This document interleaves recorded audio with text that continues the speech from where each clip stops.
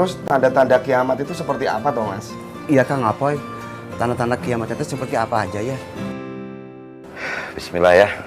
Ya ini juga gue juga sambil ngasih tahu buat diri gue, sama-sama belajar ya.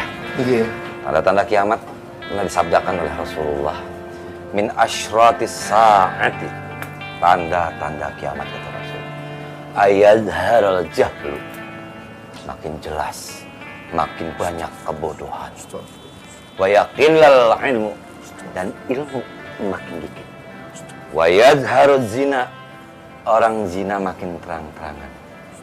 Wa tushrabal khamru, banyak yang minum minuman keras. Selanjutnya apa kata Rasul? Wa yaqilar rijalu, orang laki-laki makin dikit. Wa yakturun nisa, sementara perempuan semakin banyak.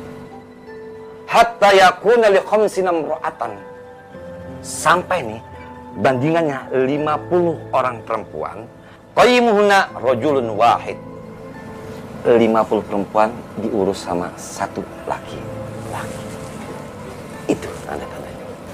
Sio mama, ilmu diangkat, kebodohan merajalela. Berarti nanti kita semua sama seperti Digo dong.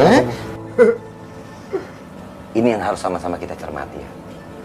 Ditambahkan lagi oleh Rasul untuk menjelaskan hadis tersebut.